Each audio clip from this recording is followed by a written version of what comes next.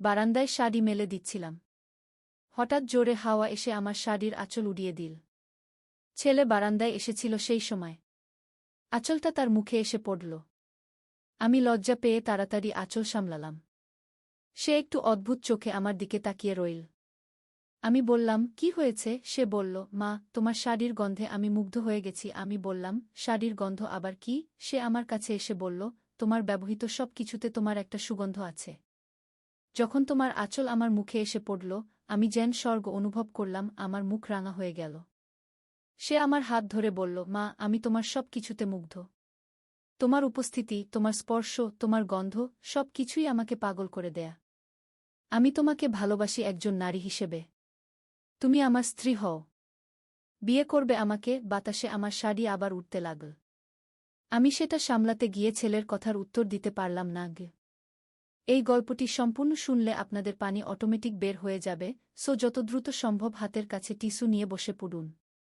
বিছানার চাদর যেন নষ্ট না হয় সেটা সম্পূর্ণ খেয়াল রাখার অনুরোধ জানিয়ে গল্পটি এখন শুরু করব। তার আগে সর্বশেষ অনুরোধ, দয়া করে এমন পানি বের করার গল্প নিয়মিত শুনতে আমাদের চ্যানেলটি সকলেই সাবস্ক্রাইব করুন। ধন্যবাদ। হ্যালো বন্ধুরা, আমার নাম মিতালি সেন। আমার বয়স ৩৯ বছর। আমার স্বামীর নাম সুজিত সেন, বয়স ৫২ বছর। আমাদের ৩ সন্তান, রবিন, প্রিয়া আর তন্বী। রবিন ২১ বছর বয়সী, বিশ্ববিদ্যালয়ে পড়ে। প্রিয়া ১৬ বছর বয়সী, উচ্চ মাধ্যমিকে পড়ে। তন্বী ১৪ বছর বয়সী, মাধ্যমিকে পড়ে। আমি যেদিন এই ঘটনাটি বলছি সেদিন ছিল শীতের এক সন্ধ্যা। আমি বারান্দায় কাপড় শুকাতে দিয়েছিলাম। হঠাৎ করে প্রচণ্ড ঝড়ো হাওয়া শুরু হল। আমার প্রিয় লাল শাড়িটার আঁচল বাতাসে উড়ে গেল। ঠিক সেই সময় রবিন কলেজ থেকে ফিরেছিল। শাড়ির আঁচল তার মুখের উপর এসে পড়ল। মা, কি অদ্ভুত গন্ধ! রবিন বলল আঁচল সরিয়ে দিয়ে। কি গন্ধ রে? আমি জিজ্ঞেস করলাম শাড়ি গুটিয়ে নিতে নিতে। তোমার শাড়িতে একটা মিষ্টি গন্ধ আছে মা। যখন আমার মুখে এসে পড়ল মনে হল যেন কি জানি স্বর্গীয় কিছু। আমার মুখ লাল হয়ে গেল। আবোল তাবোল বলিস না তো। রবিন আমার কাছে এসে দাঁড়াল। মা, আমি সত্যি বলছি। তুমি যা কিছু ব্যবহার করো সব কিছুতে তোমার একটা বিশেষ গন্ধ থাকে।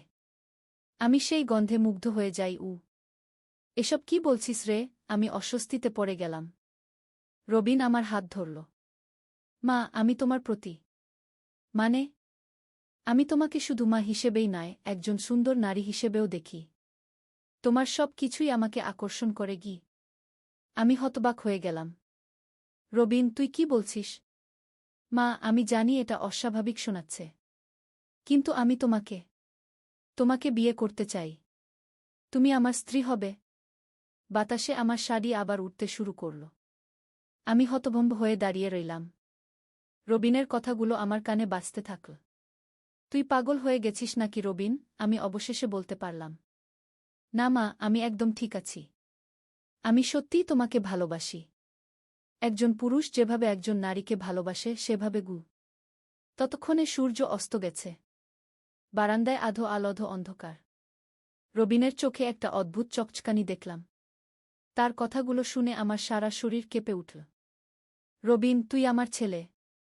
এরকম কথা বলিস কেন? আমি কাপা গলায় বললাম। মা, রক্তের সম্পর্ক থাকলেই কি ভালোবাসা থেমে যায়? আমি তোমার রূপে, তোমার গন্ধে, তোমার স্পর্শে মুগ্ধ। আমি চাই তুমি আমার সাথে। ঠিক এই মুহূর্তে প্রিয়া স্কুল থেকে ফিরে এল। মা, কি হয়েছে? তুমি এত অস্থির কেন? আমি চমকে উঠলাম। না রে, কিছু না। প্রিয়া রবিনের দিকে তাকাল। দাদা, তুমি এত গম্ভীর কেন? রবিন কিছু বলল না। শুধু আমার দিকে এক দৃষ্টিতে তাকিয়ে রইল। রাতে খাওয়ার টেবিলে সবাই বসেছি।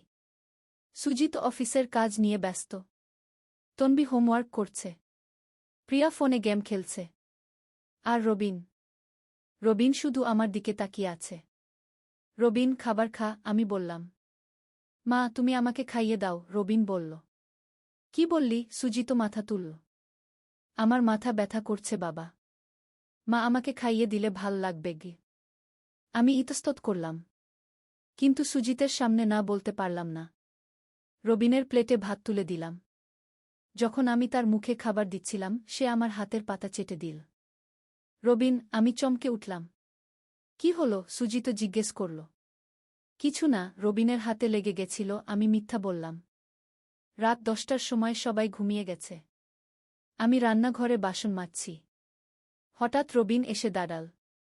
মা, আমি তোমার সাথে কথা বলতে চাই। এত রাতে কি কথা? মা, আজ সকালে আমি যা বলেছি সেটা নিয়ে। আমি বাসন মাজা বন্ধ করে তার দিকে তাকালাম। রবিন, তুই এসব পাগলামি ভুলে যা। আমি তোর মা। মা, কিন্তু আমার ভালোবাসাটা সত্যি। আমি তোমাকে চাই। এই কথা বলে রবিন আমার কাছে এগিয়ে এল। আমি পিছনে সরে গেলাম। রবিন, তুই যা বলছিস তা খুবই ভুল। আমি তোর মা, তুই আমার ছেলে। এর বেশি কিছু হতে পারে না। মা, কিন্তু আমি তোমার কাছে শুধু ছেলে হয়ে থাকতে চাই না। আমি তোমার পুরুষ হতে চাই। রবিনের কথা শুনে আমার গা ঘিন ঘিন করতে লাগল। কিন্তু একই সাথে একটা অদ্ভুত অনুভূতি হচ্ছিল। যেন আমার শরীরে কি একটা উত্তেজনা কাজ করছে। তুই আমার কাছ থেকে দূরে থাক রবিন। এসব ভুল চিন্তা মাথা থেকে বের করে দেগি। কিন্তু রবিন আরও কাছে এসে আমার হাত ধরল। মা, তুমি কি অনুভব করছো না যে আমাদের মধ্যে একটা আকর্ষণ আছে? আমি জোর করে হাত ছাড়িয়ে নিলাম। না, কিছুই নেই। তুই একটা অসুস্থ চিন্তা করছিস। মা, তাহলে আজ সকালে যখন আমার মুখে তোমার শাড়ির আঁচল পড়েছিল, তুমি কেন লজ্জা পেয়েছিলে? কেন তোমার মুখ লাল হয়েছিল? আমি কিছু বলতে পারলাম না। সত্যি তো, আমার কেন ওরকম লেগেছিল? মা, আমি জানি তুমি আমার কথাগুলো নিয়ে চিন্তা করছ। তুমি অস্বীকার করতে পারছ না যে আমাদের মধ্যে একটা বিশেষ বন্ধন আছে। আমি রান্নাঘর থেকে বেরিয়ে যেতে চাইলাম। কিন্তু রবিন আমার পথ আটকাল। মা, তুমি পালিয়ে যেতে পারবে না। আমি তোমাকে ছাড়তে পারব না। রবিন, তুই আমাকে ছেড়ে দে। তোর বাবা জেগে উঠলে কি হবে? বাবা জানবে না। এটা আমাদের মধ্যের ব্যাপার। রবিন আমার কাঁধে হাত রাখল। আমি কেঁপে উঠলাম। মা, তুমি কাঁপছ কেন? তুমি কি আমার স্পর্শে উত্তেজিত হচ্ছ? না। আমি আমি ভয় পাচ্ছি। কিসের ভয় মা? আমি তো তোমার ছেলে। আমি তোমার কোনো ক্ষতি করব না। রবিনের হাত আমার গলায় নেমে এল। আমি তার হাত সরিয়ে দিতে গেলাম, কিন্তু সে আরও শক্ত করে ধরল। মা, তুমি কেন আমার স্পর্শ প্রত্যাখ্যান করছ? আমি তোমাকে ভালোবাসি। এটা ভালোবাসা নয় রবিন, এটা অসুস্থতা। না মা, এটাই সত্যিকারের ভালোবাসা। আমি তোমাকে শারীরিক ও মানসিকভাবে চাই। এই কথা বলে রবিন আমাকে দেওয়ালের সাথে চেপে ধরল। আমি চিৎকার করতে যাচ্ছিলাম, কিন্তু সে আমার মুখ চেপে ধরল। মা, চিৎকার করো না। সবাই জেগে উঠবে। আমি তার হাত সরিয়ে ফিসফিস করে বললাম, রবিন, তুই কি করছিস? এটা খুবই ভুল। মা, আমি তোমাকে চুমু দিতে চাই। না। তুই পাগল হয়ে গেছিস। কিন্তু রবিন আমার কথা শুনল না। সে আমার ঠোঁটের কাছে মুখ নিয়ে এল। ঠিক এই মুহূর্তে হঠাৎ করে রান্নাঘরের লাইট জ্বলে উঠল। আমরা দুজনেই চমকে পিছনে ফিরে তাকালাম। সুজিত দাঁড়িয়ে আছে দরজায়। তার মুখে একটা অদ্ভুত হাসি। কি ব্যাপার? তোমরা এত রাতে এখানে কি করছ? আমি আর রবিন দুজনেই হকচকিয়ে গেলাম। আহ! আমি আমি বাসন মাজছিলাম, আমি তোতলাতে তোতলাতে বললাম। আর রবিন? আমি আমি পানি খেতে এসেছিলাম বাবাগু। সুজিত আমাদের দুজনের দিকে একটুক্ষণ তাকিয়ে রইল। তারপর বলল, ঠিক আছে, তাহলে তাড়াতাড়ি কাজ শেষ করে ঘুমাতে যাও। সুজিত চলে গেল। আমি আর রবিন নিঃশব্দে দাঁড়িয়ে রইলাম। মা, বাবা কিছু সন্দেহ করেছে বলে মনে হচ্ছে, রবিন ফিসফিস করে বলল। তুই এসব ভাবনা মাথা থেকে বের করে দে রবিন। এটা খুবই বিপজ্জনক। মা, কিন্তু আমি তোমাকে ছাড়তে পারব না। আমি কিছু না বলে রান্নাঘর থেকে বেরিয়ে গেলাম। পরের দিন সকালে আমি খুব অস্বস্তিতে ছিলাম। রবিনের সাথে কিভাবে মুখোমুখি হব জানি না। কিন্তু আশ্চর্যের বিষয় হল, রবিন একদম স্বাভাবিক আচরণ করছে। যেন কাল রাতে কিছুই ঘটেনি। সুপ্রভাত মা, রবিন হাসি মুখে বলল। আমি তার দিকে সন্দেহের চোখে তাকালাম। তুই তুই ঠিক আছিস? হ্যাঁ মা, আমি একদম ফিট। কেন? আমি কিছু বলতে পারলাম না। হয়তো রবিন সত্যিই কাল রাতের ঘটনা ভুলে গেছে। কিন্তু আমি ভুল ভেবেছিলাম। দুপুরে যখন সবাই বাইরে গেছে, রবিন আমার কাছে এল। মা, আমি কাল রাতের কথা ভুলে যাইনি। আমি এখনো তোমাকে চাই। আমার হৃৎপিণ্ড দ্রুত স্পন্দিত হতে লাগল। রবিন, তুই দয়া করে এসব বন্ধ কর। মা, আমি জানি তুমি আমার সাথে একা থাকতে চাও। তুমি কেন অস্বীকার করছ? কারণ এটা ভুল। কিন্তু ভালোবাসা কখনো ভুল হতে পারে না, মা। রবিন আমার দিকে এগিয়ে এল। আমি পিছিয়ে গেলাম। মা, তুমি আমার কাছ থেকে পালাতে পারবে না। আজ না হোক কাল আমি তোমাকে আমার করে নেব। রবিন, তুই আমাকে ভয় দেখাচ্ছিস কেন? আমি ভয় দেখাচ্ছি না, মা। আমি শুধু আমার আবেগ প্রকাশ করছি। হঠাৎ করে দরজার কলিং বেল বাজল। আমি স্বস্তির নিঃশ্বাস ফেললাম। দরজা খুলে দেখি আমার বোন রীতা এসেছে। দিদি, কেমন আছো? রীতা আমাকে জড়িয়ে ধরল। ভালো আছি। তুই হঠাৎ এলি কেন? আমার একটা জরুরি কাজ ছিল। ভাবলাম তোমার সাথে দেখা করে যাই। রীতা বসার ঘরে বসল। রবিন তার সামনে দিয়ে যাওয়ার সময় আমার দিকে একটা ইঙ্গিতপূর্ণ দৃষ্টি দিল। রবিন কেমন আছে? রীতা জিজ্ঞেস করল। ভালো। মানে? সে পড়াশোনা নিয়ে ব্যস্ত। দিদি, তোমার গলার স্বর কেন এমন? কোনো সমস্যা আছে নাকি? আমি একটু ইতস্তত করলাম। রীতা আমার খুব ঘনিষ্ঠ বোন। তার কাছে সব বলতে পারি। রীতা, আমার একটা সমস্যা আছে। কি সমস্যা দিদি? আমি চারপাশে তাকালাম। রবিন তার ঘরে চলে গেছে। রবিন। রবিনের আচরণ ইদানিং অদ্ভুত হয়ে গেছে। কি রকম অদ্ভুত? আমি রীতাকে পুরো ঘটনা খুলে বললাম। রীতা চোখ বড় করে শুনল। কি? এ তো ভয়াবহ ব্যাপার। আমি বুঝতে পারছি না কি করব। রবিন আগে এমন ছিল না। দিদি, এটা একটা মানসিক সমস্যা। রবিনের ডাক্তার দেখানো দরকার। কিন্তু সুজিতকে বললে কি হবে? সে হয়তো রবিনকে বাড়ি থেকে বের করে দেবে। দিদি, এটা নিয়ে তুমি একা লড়াই করতে পারবে না। সুজিত দাদাকে বলতেই হবে। আমি ভাবতে লাগলাম।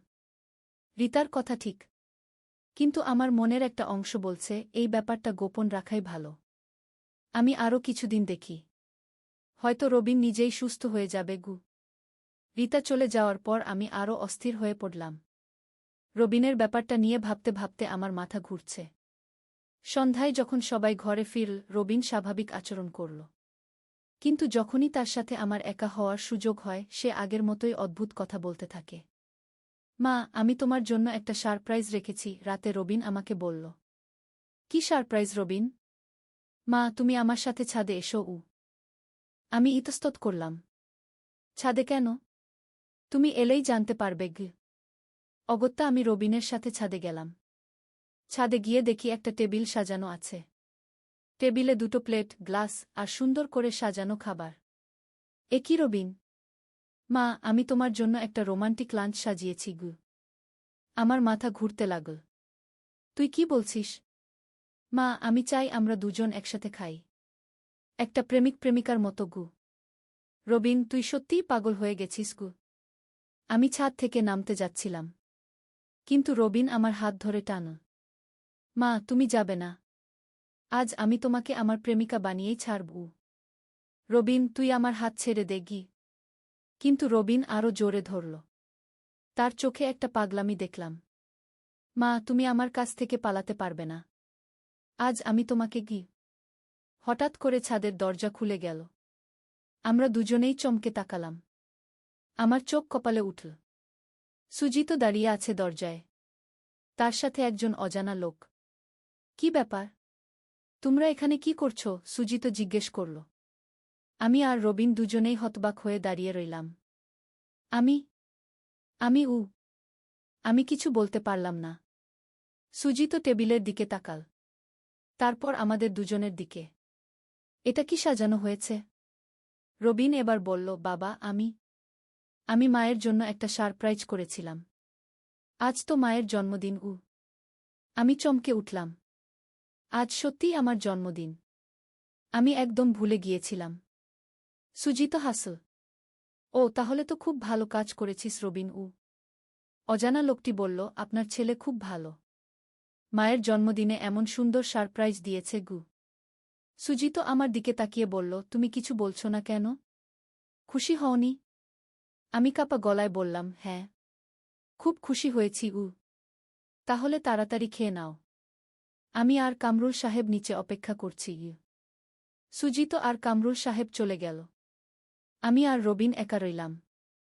দেখেছ মা, কি সুন্দর করে পরিস্থিতি সামলে গেল, রবিন হাসতে হাসতে বলল। তুই জেনে বুঝে এই ফাঁদ পেতেছিলি? হ্যাঁ মা। আমি জানতাম বাবা আজ তার ক্লায়েন্ট নিয়ে বাড়িতে আসবে। তাই এই প্ল্যান করেছিলাম গে। আমি ভয়ে কাঁপতে লাগলাম। রবিনের চালাকি দেখে আমার গা ছমছম করছে। এখন তুমি আমার সাথে খেতে বসো মা। বাবার সামনে আমরা একটা স্বাভাবিক মা ছেলে। কিন্তু একা থাকলে রবিন আর কিছু বলল না। শুধু অর্থপূর্ণভাবে হাসল। আমি বাধ্য হয়ে তার সাথে খেতে বসলাম। খাওয়ার সময় রবিন আমার হাতে হাত রাখল। মা, তুমি আমার হাত সরিয়ে দিও না। বাবা উকি দিতে পারে কি? আমি কিছু বলতে পারলাম না। খাওয়া শেষে আমরা নিচে নামলাম।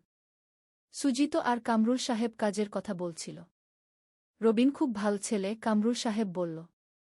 মায়ের জন্মদিনের কথা মনে রেখেছে গি? হ্যাঁ, রবিন সব সময় মায়ের খেয়াল রাখে, সুজিত গর্বের সাথে বলল। আমি মনে মনে কাঁদতে লাগলাম। সুজিত যদি জানত রবিনের আসল চেহারা। সন্ধ্যায় সবাই বাড়ি ফিরল। প্রিয়া আর তম্বি আমার জন্মদিনের জন্য একটা কেক কিনে এনেছে। মা, হ্যাপি বার্থডে, তম্বি আমাকে জড়িয়ে ধরল। দাদা বলেছে তুমি ছাদে একটা সারপ্রাইজ পেয়েছ, প্রিয়া বলল। আমি রবিনের দিকে তাকালাম। সে আমার দিকে একটা বিজয়ী হাসি দিল। রাতে যখন সবাই ঘুমিয়ে গেল, রবিন আবার আমার কাছে এল। মা, আজ কি দারুণ দিন কাটল না? রবিন, তুই কি করছিস সেটা তুই জানিস?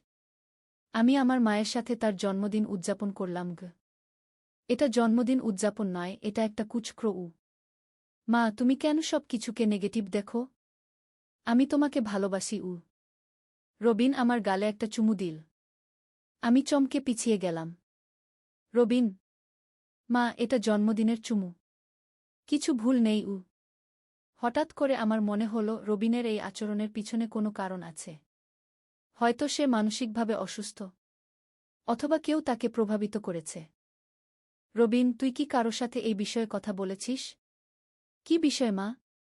আমাকে নিয়ে তোর এই অনুভূতির কথা গু। রবিন একটু ইতস্তত করল।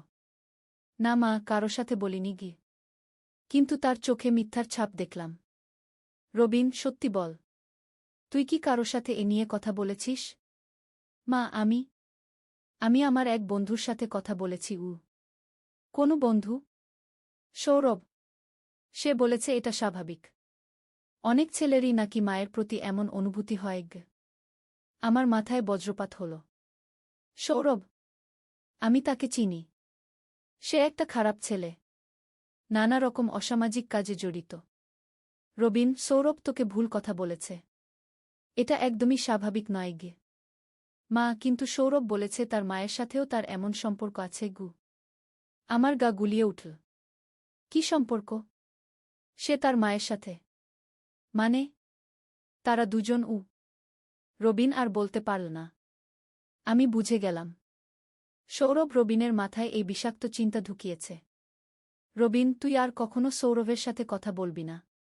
সে তোকে ভুল পথে নিয়ে যাচ্ছে গি। কিন্তু মা, সৌরভ বলেছে গু। সৌরভ যা বলেছে সব মিথ্যা। তুই তার সাথে সব সম্পর্ক ছিন্ন করবি গে।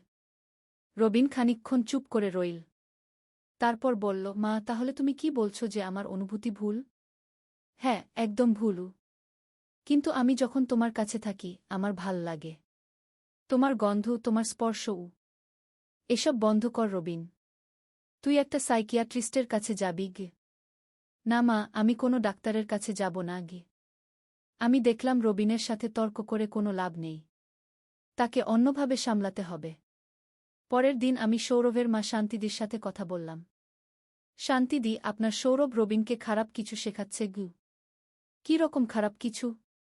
আমি পুরো ব্যাপারটা খুলে বললাম। শান্তিদি শুনে চোখ কপালে তুলল। হায় ভগবান! সৌরভ এসব কি করছে? আপনি সৌরভকে একটু বুঝিয়ে বলুন। রবিনের সাথে এসব কথা না বলতে। আমি সৌরভকে আজই বলে দেব। কিন্তু তারপরেও রবিনের আচরণের কোনো পরিবর্তন হল না। বরং সে আরও দুঃসাহসী হয়ে উঠল। একদিন রাতে সে আমার ঘরে ঢুকল। আমি তখন একা ছিলাম। সুজিত বাথরুমে গেছে। মা, আমি আর অপেক্ষা করতে পারছি না গি। আমি বিছানায় উঠে বসলাম। কি? আমি তোমাকে আজই চাই। রবিন আমার দিকে এগিয়ে এল। আমি চিৎকার করতে গেলাম, কিন্তু সে আমার মুখ চেপে ধরল। মা, চিৎকার করো না। বাবা এসে পড়বে গু। রবিন, তুই কি করছিস? রবিন আমাকে বিছানায় ঠেলে দিল। আমি তার হাত সরিয়ে দেওয়ার চেষ্টা করলাম। মা, তুমি আমাকে প্রত্যাখ্যান করো না। আমি তোমাকে ভালোবাসি। ঠিক এই মুহূর্তে বাথরুমের দরজা খুল। সুজিত বের হল। রবিন তাড়াতাড়ি আমার থেকে সরে গেল। রবিন, তুই এখানে কি করছিস? সুজিত জিজ্ঞেস করল। আমার পেট ব্যথা করছিল। মায়ের কাছে ওষুধ চাইতে এসেছিলাম গে। সুজিত আমার দিকে তাকাল। রবিনের ওষুধ দিয়েছ? আমি কাঁপা গলায় বললাম, হ্যাঁ দিয়েছি। রবিন চলে গেল। কিন্তু সুজিত আমার মুখের দিকে তাকিয়ে রইল। তোমার মুখ এত ব্যর্থ কেন? কিছু না, ঘুমের ঘোরে চমকে গিয়েছিলাম গে। কিন্তু আমি বুঝতে পারলাম সুজিত সন্দেহ করতে শুরু করেছে। পরের দিন সকালে সুজিত আমাকে ডেকে বলল, আমার মনে হচ্ছে রবিনের আচরণ ইদানিং অস্বাভাবিক গো। আমার বুক ধক করে উঠল। কি রকম অস্বাভাবিক? কাল রাতে সে আমাদের ঘরে এল। তার চোখে একটা অদ্ভুত চাহনি দেখলাম গো। হয়তো সত্যিই তার পেট ব্যথা করছিল। না, আমার মনে হচ্ছে অন্য কিছু। রবিনের ব্যবহার তোমার সাথে একটু বেশি ঘনিষ্ঠ মনে হচ্ছে গি। আমি কিছু বলতে পারলাম না। তুমি কি লক্ষ্য করেছ রবিন তোমাকে কিভাবে দেখে? না তো। আমি বেশ কিছুদিন ধরে খেয়াল করছি। রবিনের তোমার প্রতি যে আচরণ, সেটা একজন ছেলের মায়ের প্রতি আচরণ নয় গে। আমার পা কাঁপতে লাগল। সুজিত সব বুঝে ফেলেছে। তুমি ভুল ভাবছ। রবিন তো আমার ছেলে গি। ছেলে বলেই তো আমার সন্দেহ হচ্ছে। একজন ছেলে তার মায়ের সাথে এভাবে আচরণ করে না গি। সুজিত উঠে আমার কাছে এল। তুমি আমার কাছে সত্যি বলো, রবিন কি তোমার সাথে কোনো অসভ্য আচরণ করেছে? আমি চুপ করে রইলাম। উত্তর দাও। অবশেষে আমি ভেঙে পড়লাম। সব কিছু খুলে বললাম। সুজিত শুনে একেবারে স্তব্ধ হয়ে গেল। তারপর প্রচণ্ড রেগে উঠল। কি বললে? রবিন তোমাকে বিয়ে করতে চায়? হ্যাঁ গো। এবং সে তোমাকে জোর করার চেষ্টা করেছে? আমি মাথা নেড়ে সম্মতি দিলাম। সুজিত তখন গর্জন করে উঠল। রবিন, এখনই এসো। রবিন তার ঘর থেকে বেরিয়ে এল। কি হয়েছে বাবা? তুই তুই গু। সুজিতর আগে কথা বলতে পারছিল না। বাবা, কি হয়েছে? তুই তোর মায়ের সাথে কি করার চেষ্টা করেছিস? রবিনের মুখ ফ্যাকাশে হয়ে গেল। বাবা, মা তোমাকে কি বলেছে? সত্যি বলেছে। তুই তোর মায়ের সাথে গু। সুজিত আর কথা বলতে পারল না। রবিনের মুখে একটা মারল। তুই একটা পশু। কিভাবে তোর নিজের মায়ের সাথে এমন ভাবতে পারিস? রবিন গাল চেপে ধরে দাঁড়িয়ে রইল।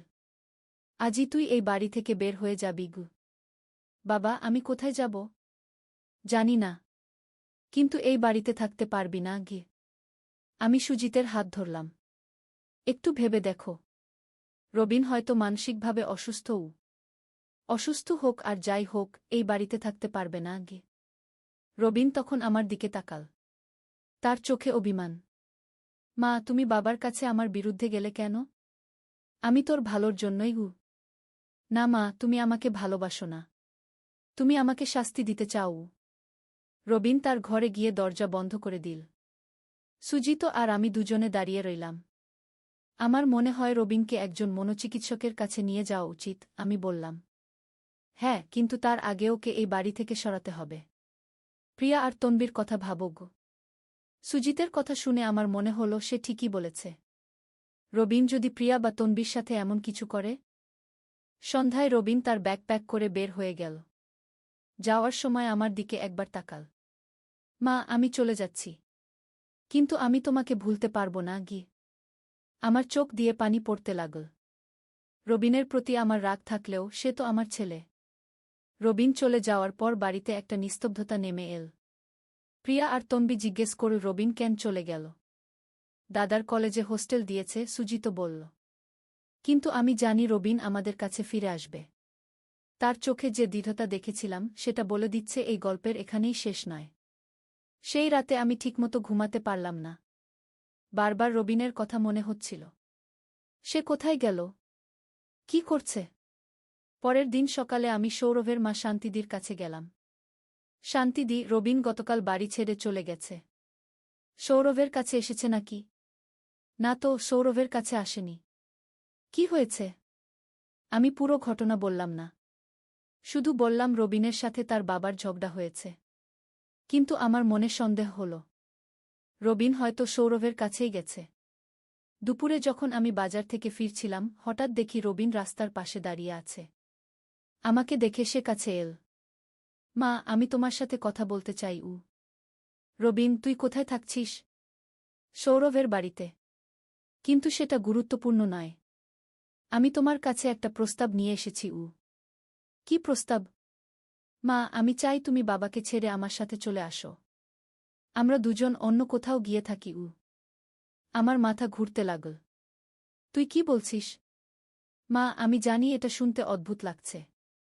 কিন্তু আমি তোমাকে সত্যিকারের ভালোবাসা দিতে পারি। বাবা তোমাকে ভালোবাসে না। রবিন, তুই নিজের কথা শুনতে পাচ্ছিস? তুই তোর বাবার বিরুদ্ধে বলছিস? হ্যাঁ মা। বাবা তোমাকে কখনো সুখী করতে পারেনি। আমি পারি। আমি রবিনের গাল চপেটাঘাত করলাম। যথেষ্ট হয়েছে। তুই একটা অসুস্থ ছেলে। তোর চিকিৎসা দরকার। রবিন গাল চেপে ধরে দাঁড়িয়ে রইল। তার চোখে এবার রাগ। মা, তুমি আমার ভালোবাসা বুঝতে পারছ না। একদিন তুমি আমার কাছে ফিরে আসবে। এই বলে রবিন চলে গেল। আমি ভয়ে কাঁপতে কাঁপতে বাড়িতে ফিরে এলাম। সেই রাতে আমি সুজিতকে সব বললাম। রবিনকে পুলিশের হাতে তুলে দিতে হবে, সুজিতও বলল। না, সে তো আমাদের ছেজ। আগামীকাল সবাই বাইরে থাকবে। শুধু আমরা দুজন বাড়িতে থাকব। তখন আমি তোমাকে দেখাব। আমার গলা শুকিয়ে গেল। কি দেখাবি? তুমি আগামীকাল জানতে পারবে। পরের দিন সত্যিই সুজিত অফিসে, প্রিয়া স্কুলে, তন্বী তার বন্ধুর বাড়িতে গেল। রবিনও কলেজে যাওয়ার কথা ছিল, কিন্তু সে বলল তার ক্লাস নেই। আমি খুবই অস্বস্তিতে ছিলাম। রবিন একা বাড়িতে থাকলে কি করবে জানি না। দুপুরের দিকে রবিন আমার কাছে এল। মা, এখন আমার সারপ্রাইজের সময়। কি সারপ্রাইজ? একদিন আলী সাহেব সোহেলের অফিসে এলেন। সোহেল তাকে দেখে অবাক হয়ে গেল। স্যার, আপনি এখানে? হ্যাঁ সোহেল, তোমার অফিস একবার দেখতে চাইলাম। খুব সুন্দর হয়েছে। আলী সাহেব পুরো অফিস ঘুরে দেখলেন। কর্মচারীদের সাথে কথা বললেন। তারপর সোহেলের রুমে এসে বসলেন। সোহেল, তুমি অনেক দূর এসেছ। মনে আছে 7 বছর আগে তুমি যখন আমার অফিসে প্রথম এসেছিলে চা বানানোর কাজ করতে? হ্যাঁ স্যার, সব মনে আছে। আমি গর্বিত যে আমি তোমাকে একটা সুযোগ দিয়েছিলাম। আর তুমি সেই সুযোগকে কাজে লাগিয়েছ। জানো সফলতার মূল সূত্র কি? কি স্যার? কঠোর পরিশ্রম, সততা আর হাল না ছাড়া। তোমার মধ্যে এই 3টা গুণই আছে। সোহেল চোখে জল নিয়ে বলল, আপনি না থাকলে আজ আমি এখানে পৌঁছাতে পারতাম না স্যার। না সোহেল, আমি শুধু একটা দরজা খুলে দিয়েছিলাম। ভেতরে ঢুকে পথ তৈরি করেছ তুমি নিজে। আলী সাহেব চলে যাওয়ার আগে বললেন, আমার একটা বড় প্রজেক্ট আছে। একটা 20 ফ্লোর বিজনেস টাওয়ার। আমি চাই তুমি এই প্রজেক্টে আমার সাথে পার্টনার হও। 50-50। রাজি? সোহেল অবাক হয়ে গেল। এত বড় প্রজেক্ট? স্যার, আমার কি যথেষ্ট সামর্থ্য আছে? আছে। আমি বিশ্বাস করি। সোহেল রাজি হয়ে গেল। এটা তার জীবনের সবচেয়ে বড় প্রজেক্ট হবে। 50 অধ্যায়, বড় চ্যালেঞ্জ। 20 ফ্লোর বিজনেস টাওয়ারের কাজ শুরু হলো। এটা সোহেলের জীবনের সবচেয়ে বড় চ্যালেঞ্জ। প্রজেক্টের বাজেট প্রায় 10 করোড় টাকা। সোহেলকে 5 করোড় টাকা ইনভেস্ট করতে হবে। সোহেল তার সব সঞ্চয়ে, ব্যাংক লোন আর কিছু ইনভেস্টর থেকে টাকা জোগাড় করল। এটা একটা বিশাল ঝুঁকি। যদি প্রজেক্ট ব্যর্থ হয়, সব শেষ। মিনা চিন্তিত ছিল। সোহেল, এত বড় ঝুঁকি নেওয়া ঠিক হবে? মিনা, জীবনে বড় কিছু করতে হলে ঝুঁকি নিতে হয়। আমি এই সুযোগ হাতছাড়া করতে চাই না গি। কিন্তু যদি কিছু ভুল হয়? ভুল হবে না। আমি আলী সাহেবের সাথে আছি। উনি আমাকে গাইড করবেন। প্রজেক্ট শুরু হলো। প্রথম 6 মাস সব ভালোই চলছিল। কাজ সময়মতো হচ্ছে, বাজেট ঠিক আছে। কিন্তু 7 মাসের মাথায় একটা বড় সমস্যা দেখা দিল। একজন প্রধান ইনভেস্টর হঠাৎ তার টাকা ফেরত চাইলেন। তিনি অন্য একটা জরুরি কাজে টাকা লাগবে বলে জানালেন। 1 করোড় টাকা ফেরত দিতে হবে। সোহেল বিপদে পড়ে গেল। 1 করোড় টাকা এখন কোথায় পাবে?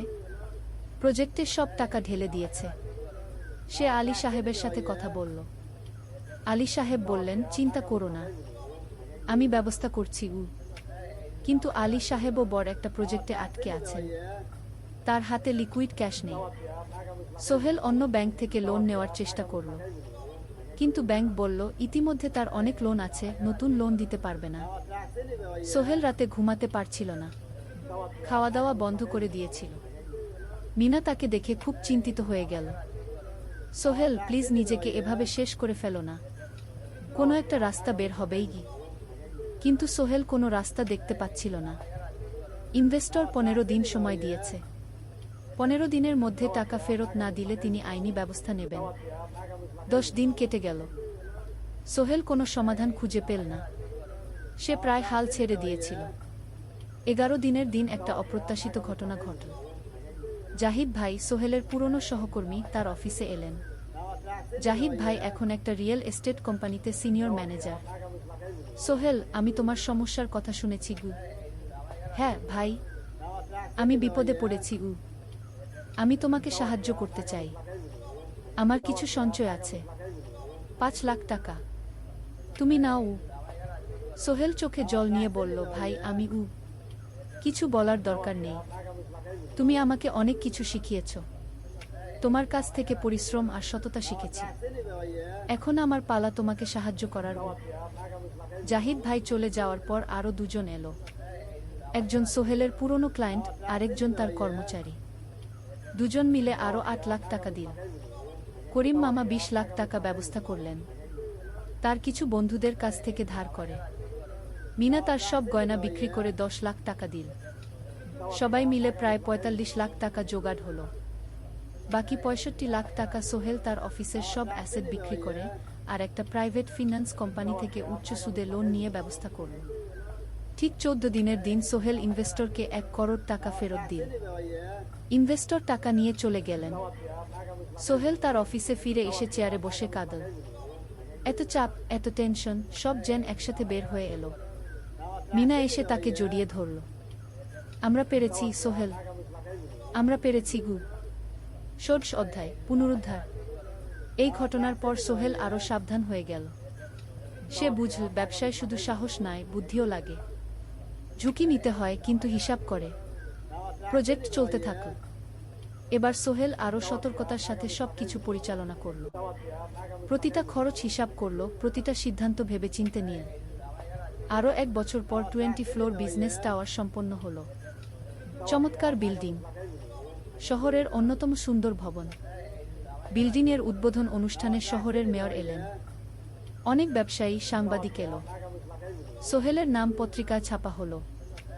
স্বপ্নের শহরে এক তরুণ উদ্যোক্তার সফলতার গল্প। প্রজেক্ট থেকে সোহেলের লাভ হলো প্রায় 2 করোড় টাকা। এই টাকা দিয়ে সে সব ঋণ শোধ করল। জাহিদ ভাইয়ের টাকা ফেরত দিল। করিম মামার ঋণ শোধ করল। যারা সাহায্য করেছিল সবাইকে টাকা ফেরত দিল। মিনার জন্য নতুন গয়না কিনল, আরও সুন্দর।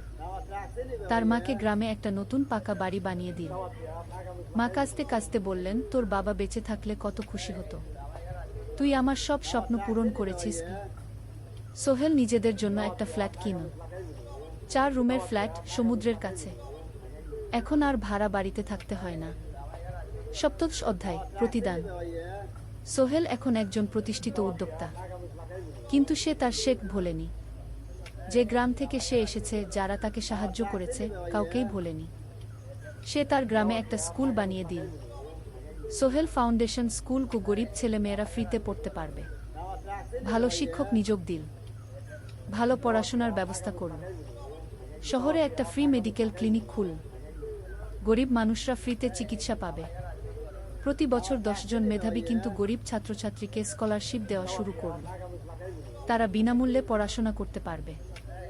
একদিন একটা টিভি চ্যানেল সোহেলের ইন্টারভিউ নিতে এলো। আপনার সফলতার গোপন সূত্র কি? সোহেল একটু ভেবে বলল, কঠোর পরিশ্রম, সততা আর হাল না ছাড়া। এই 3টা জিনিস যদি কারো মধ্যে থাকে, সে যে কোনো কিছু অর্জন করতে পারে। আর সবচেয়ে বড় কথা, যারা আমাকে সাহায্য করেছে তাদের ছাড়া আমি কিছুই না। একা কেউ সফল হতে পারে না। আপনার পরবর্তী স্বপ্ন কি? আমি চাই আরও মানুষকে সাহায্য করতে। আমার মতো যারা গ্রাম থেকে শহরে আসে তাদের জন্য একটা ট্রেনিং সেন্টার খুলব। তারা সেখানে বিভিন্ন স্কিল শিখতে পারবে, চাকরি পাবে, নিজের পায়ে দাঁড়াতে পারবে। অষ্টাদশ অধ্যায়, নতুন প্রজন্ম। আরও 5 বছর কেটে গেল। সোহেল এখন 45 বছরের। তার মেয়ে সারা এখন 9 বছরের। স্কুলে ক্লাস 4-এ পড়ে, খুব মেধাবী মেয়ে। একদিন সারা বাবাকে জিজ্ঞেস করলো, বাবা, তুমি কিভাবে এত বড় হলে? আমার বন্ধুরা বলে তুমি একজন সফল মানুষ গো। সোহেল তাকে কোলে নিয়ে বসল। বাবা, তুমি জানো তোমার দাদু ছিলেন একজন স্কুল শিক্ষক, খুব সৎ মানুষ। কিন্তু আমরা গরিব ছিলাম। আমি রিক্সা চালাতাম। রিক্সা? সত্যি? হ্যাঁ। তারপর আমি এই শহরে এলাম। অনেক কষ্ট করেছি, কিন্তু হাল ছাড়িনি। মানুষ আমাকে সাহায্য করেছে, আর আমি কঠোর পরিশ্রম করেছি। বাবা, আমিও কি তোমার মতো হতে পারবো? অবশ্যই পারবে বাবা। তবে মনে রেখো, সফলতা মানে শুধু টাকা পয়সা না। সফলতা মানে ভালো মানুষ হওয়া, অন্যদের সাহায্য করা, সৎ থাকা। সারা মাথা নাড়ল। আমি ভালো মানুষ হব বাবাগু। সোহেল তার মেয়েকে জড়িয়ে ধরল। মনে মনে ভাবল, তার জীবনের সব কষ্ট সার্থক হয়েছে। মিনা রান্নাঘর থেকে ডাকল, খাবার তৈরি। এসো। সোহেল সারাকে নিয়ে ডাইনিং টেবিলে গেল। ঋতু এসেছে। সে এখন বিয়ে করেছে, তার একটা ছেলে হয়েছে। সোহেলের মা মাঝে মাঝে চট্টগ্রামে বেড়াতে আসেন। আজও এসেছেন। সবাই মিলে খেতে বসল। হাসি গল্পে ভরা পরিবার। সোহেল তাকাল তার মায়ের দিকে, মিনার দিকে, সারার দিকে, ঋতুর দিকে। মনে হলো, জীবনে আর কি চাই? খাওয়া শেষে সবাই বসে রইল, গল্প করছিল। হঠাৎ সোহেলের ফোন বাজল। অফিস থেকে একটা জরুরি বিষয়। সোহেল ফোন রেখে দিয়ে মিনাকে বলল, একটা নতুন প্রজেক্টের প্রস্তাব এসেছে। একটা এতিমখানা বানানোর কাজ। সরকারি প্রজেক্ট। তুমি নেবে? অবশ্যই।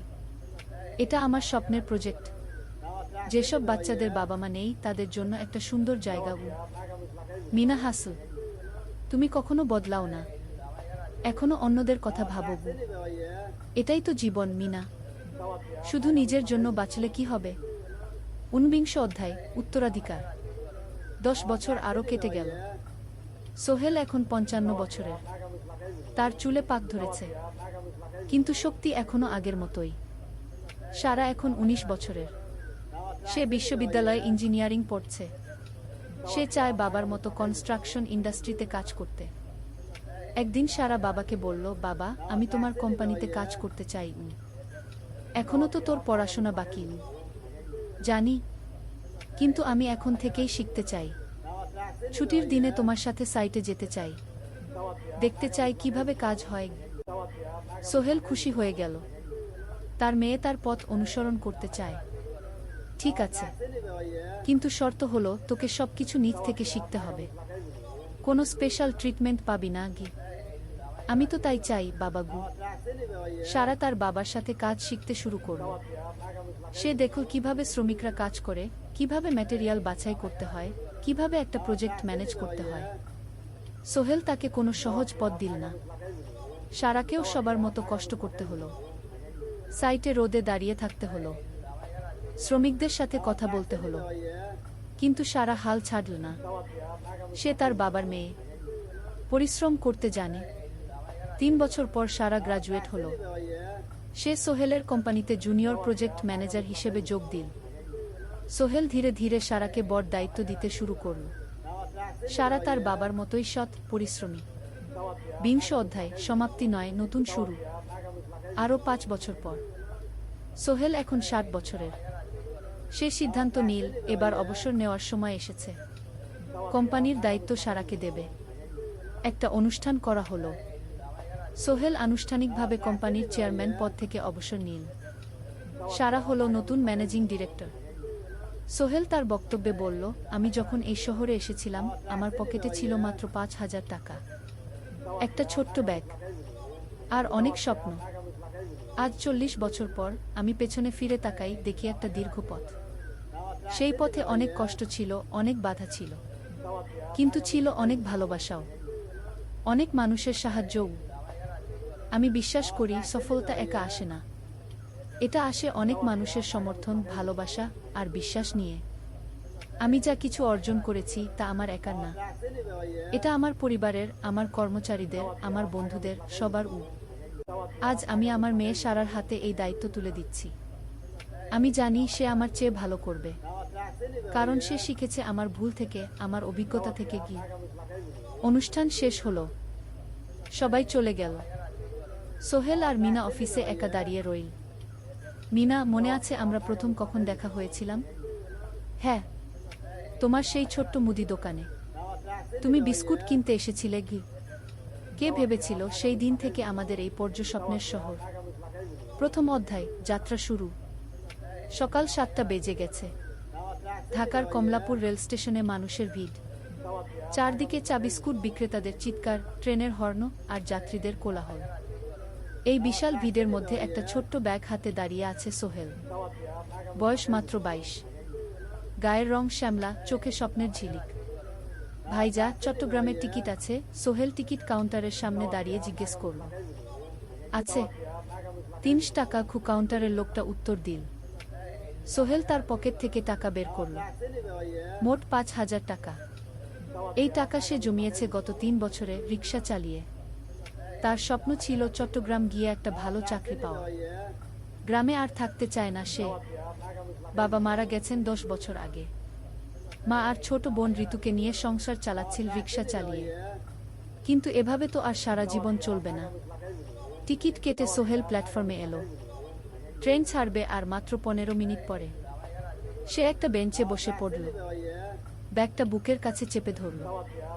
এই ব্যাগে আছে তার সব সম্পদ, কিছু কাপড়, একটা ছোট্ট ফটো ফ্রেমে বাবা মায়ের ছবি আর কিছু টাকা। কোথায় যাচ্ছেন? পাশে বসা একজন বয়স্ক মানুষ জিজ্ঞেস করলেন। চট্টগ্রাম কাকা। চাকরি খুঁজতে যাচ্ছি। কে? সোহেল বিনয়ের সাথে উত্তর দিল। ভালো, তবে শহরে সাবধানে থাকবেন। শহর মানে অনেক সুযোগ, কিন্তু অনেক ফাঁদও আছে। বয়স্ক লোকটা বললেন। সোহেল মাথা নাড়ল। সে জানে শহরের জীবন সহজ না, কিন্তু তার কোনো বিকল্প নেই। গ্রামে রিক্সা চালিয়ে মাসে 3,500 টাকা আয় হতো। তার মধ্যে সংসার চালাতে হতো, বোনের স্কুলের খরচ দিতে হতো, মায়ের ওষুধের খরচ দিতে হতো। কিছুই বাঁচত না। আর এই জীবন থেকে বেরোনোর একটাই পথ, শহরে গিয়ে ভালো কাজ খুঁজে নেওয়া। সোহেল মনে মনে ভাবল তার বাবার কথা। বাবা ছিলেন একজন স্কুল শিক্ষক, খুব সৎ মানুষ ছিলেন। সবসময় বলতেন, সোহেল, তুই লেখাপড়া শিখে বড় মানুষ হবি।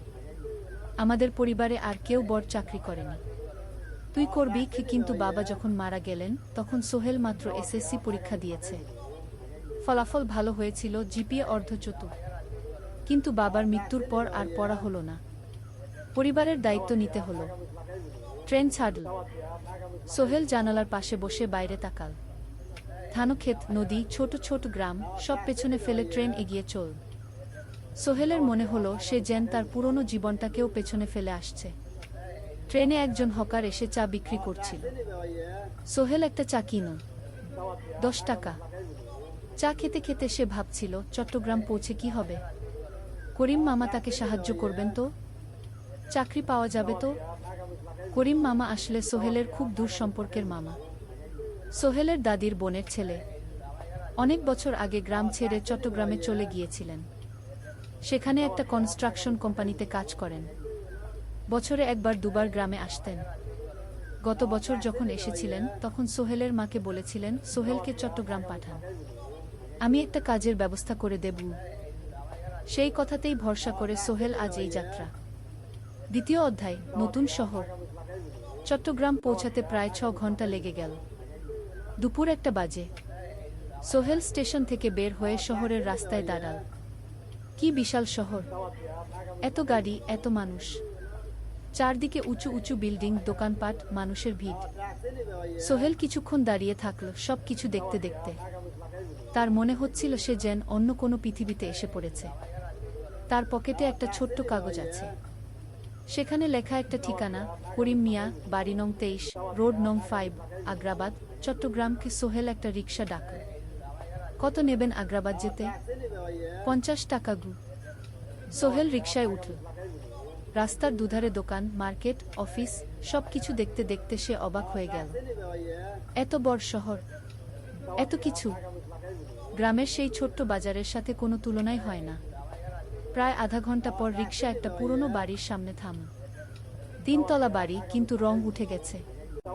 সিঁড়ি দিয়ে উঠে 3য় তলায় করিম মামার ফ্ল্যাটে নক করল। দরজা খুলল এক মধ্যবয়সী মহিলা। কে? আসসালামু আলাইকুম আপা। আমি সোহেল, নোয়াখালীর গ্রাম থেকে এসেছি। করিম মামা বাড়িতে আছেন? মহিলা তাকে মাথা থেকে পা পর্যন্ত দেখল। করিম তো অফিসে গেছে। তুমি কে? কোথা থেকে এসেছো? সোহেল সব খুলে বলল। মহিলা তাকে ভেতরে ঢুকতে দিল। বসো। করিম সন্ধ্যায় ফিরবে গু। ফ্ল্যাটটা ছোট, 2টো রুম, একটা ছোট্ট রান্নাঘর আর একটা বাথরুম। কিন্তু সোহেলের কাছে খুব সুন্দর লাগল। গ্রামের সেই টিনের ঘরের চেয়ে তো অনেক ভালো। মহিলা তার নাম জানাল সালমা, করিম মামার স্ত্রী। তাদের 2টো ছেলে, একজন ক্লাস 8-এ পড়ে, আরেকজন ক্লাস 5-এ। খেয়েছো? সালমা আপা জিজ্ঞেস করল। না আপা গু। অপেক্ষা করো, ভাত আছে, মাছ আছে, খাও। সোহেল প্রথমে রাজি হতে চাইল না, কিন্তু খুব খিদে পেয়েছিল। সকাল থেকে শুধু একটা চা আর বিস্কুট খেয়েছে। খাওয়া দাওয়ার পর সোহেল বসে রইল। সালমা আপা তাকে গল্প করতে লাগল। তোমার মা কেমন আছেন? তোমার বোন? ভালো আছে আপা। মার একটু গেটে বাত আছে, ওষুধ খাচ্ছেন। বোন স্কুলে পড়ে কু। তুমি কি করতে চাও এখানে? চাকরি খুঁজছি আপা, যে কোনো কাজ করব। বাসায় মা আর বোনকে টাকা পাঠাতে হবে। সালমা আপা মাথা নাড়ল। করিম তোমার জন্য কিছু একটা করবে, সে ভালো মানুষ। সারাদিন অপেক্ষা করু সোহেল। সন্ধ্যা 6টায় করিম মামা ফিরলেন।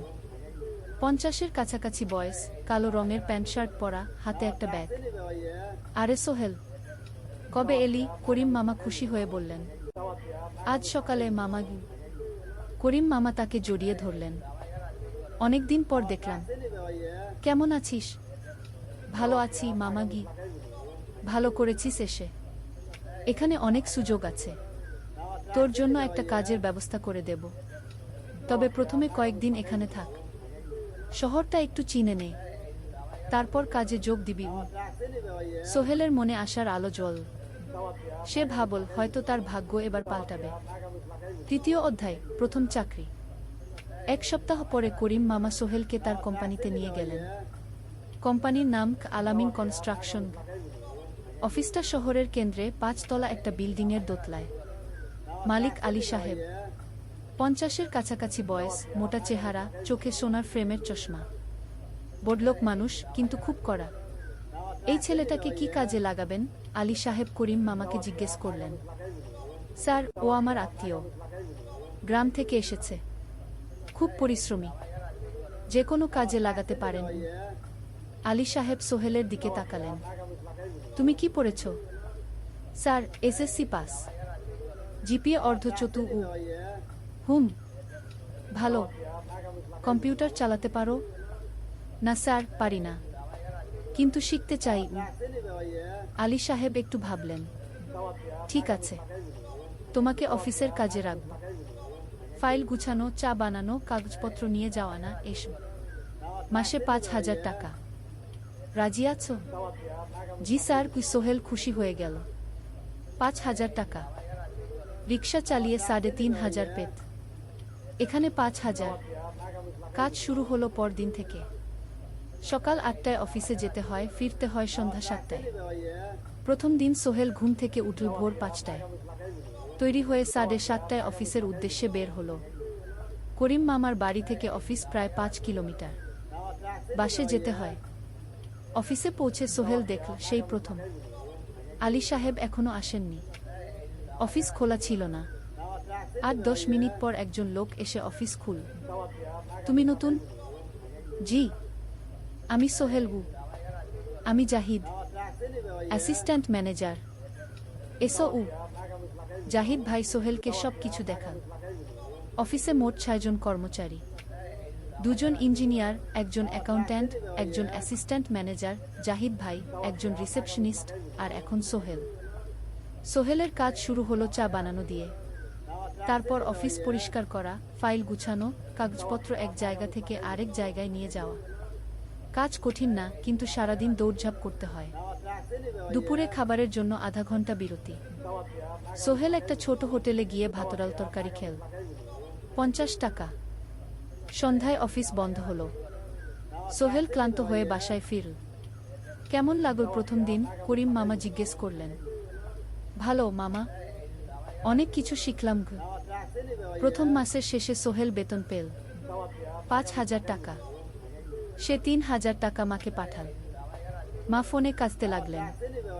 আল্লাহ তোকে ভালো রাখুক সোহেল। সোহেলের চোখেও জল এলো।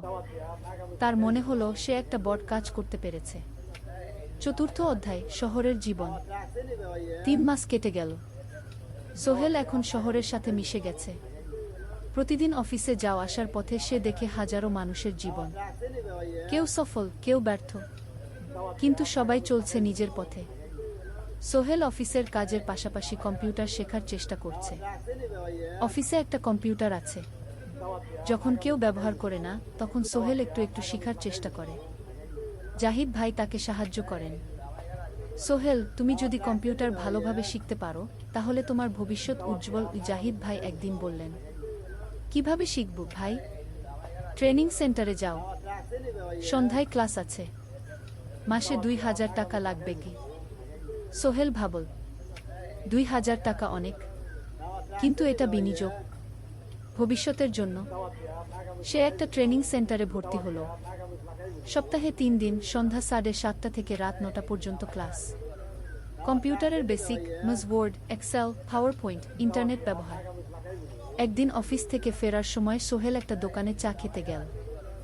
দোকানের পাশেই একটা ছোট্ট মুদি দোকান। সেখানে একটা মেয়ে বসে আছে। বয়স হবে 20-এর কাছাকাছি। সাদাসিধে চেহারা, সাদা শাড়ি পরা, কিন্তু চোখে এক ধরনের দৃঢ়তা।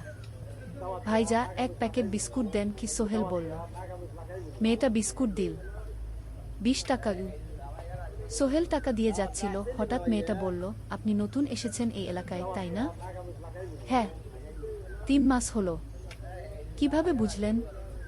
আপনার চেহারা দেখেই বোঝা যায়। এখনো গ্রামের ছোঁয়া আছে। আর আপনি প্রতিদিন এই পথ দিয়ে যান। দেখেছি কি? মেয়েটা হাসল। সোহেলও হেসে ফেল। আপনি খুব পর্যবেক্ষক মনে হচ্ছে কি? জীবনে অনেক কিছু দেখেছি, তাই মানুষকে চিনতে শিখেছি। আপনার নাম? মিনা। এই দোকান আমার বাবার। উনি অসুস্থ, তাই আমি দেখছি। সেদিন থেকে সোহেল প্রায় সেই দোকানে যেতে শুরু করল। মিনার সাথে গল্প করত। ধীরে ধীরে তাদের মধ্যে একটা বন্ধুত্ব তৈরি হলো। মিনাও তার জীবনের গল্প বলল। মিনার মা মারা গেছেন যখন সে মাত্র 7 বছরের। বাবা আব্দুল হামিদ একা হাতে মিনাকে বড় করেছেন। মুদি দোকান দিয়ে সংসার চালান। মিনা কলেজে পড়ে, অনার্স 2nd ইয়ার। সকালে কলেজে যায়, দুপুরে ফিরে এসে দোকান সামলায়। বাবার হার্টের সমস্যা আছে, তাই ভারী কাজ করতে পারেন না। তোমার স্বপ্ন কি? একদিন সোহেল জিজ্ঞেস করল। গ্রাজুয়েশন শেষ করে একটা ভালো চাকরি করব, তারপর বাবাকে ভালো চিকিৎসা করাব। তুমি? আমিও চাকরি করে পরিবারকে ভালোভাবে দেখভাল করতে চাই। মা আর বোনকে নিয়ে শহরে আনব একদিন।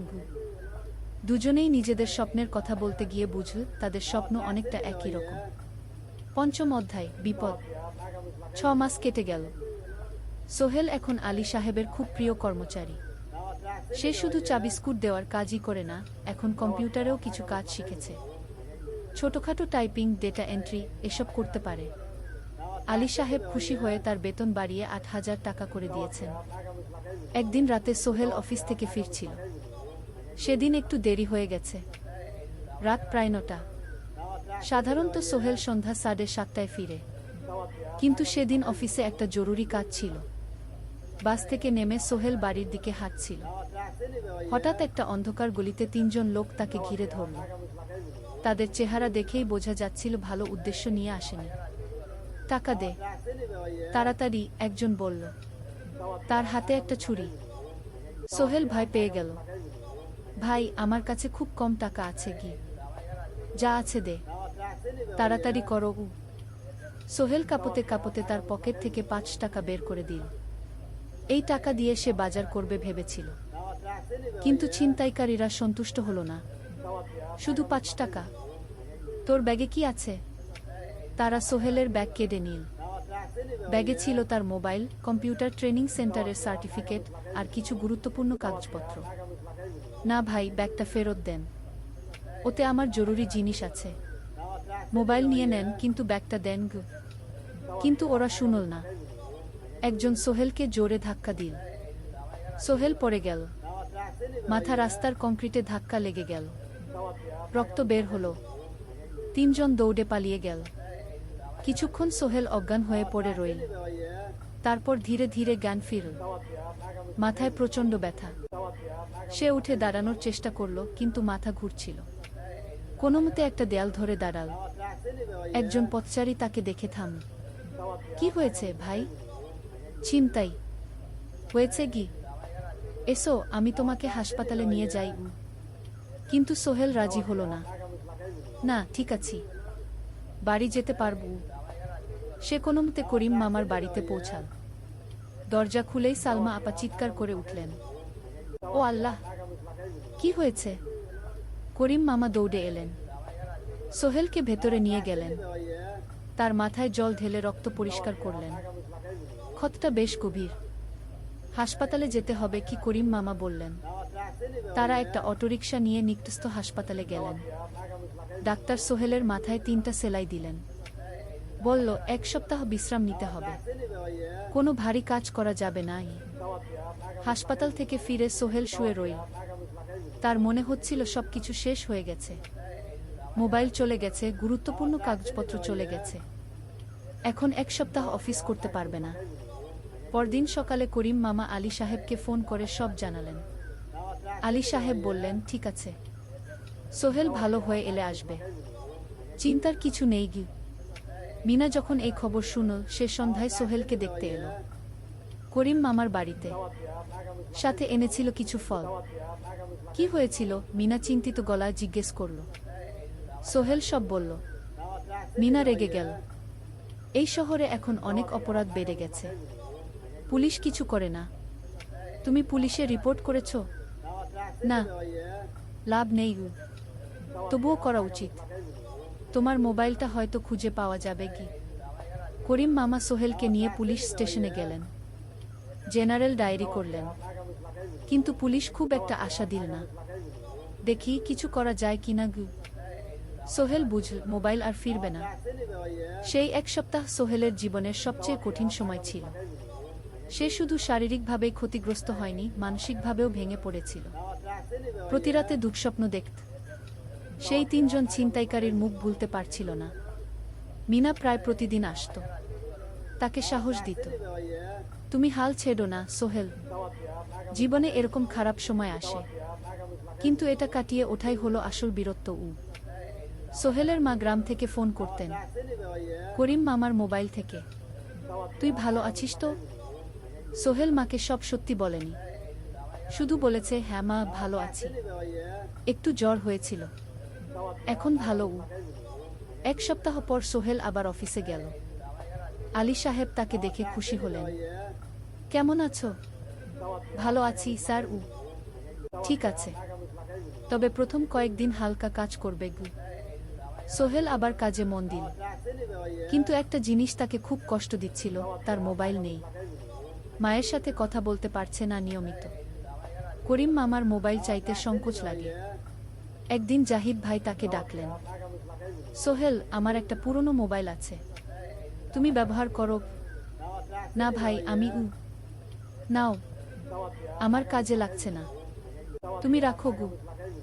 সোহেল কৃতজ্ঞতায় প্রায় কেঁদে ফেল। ধন্যবাদ ভাই।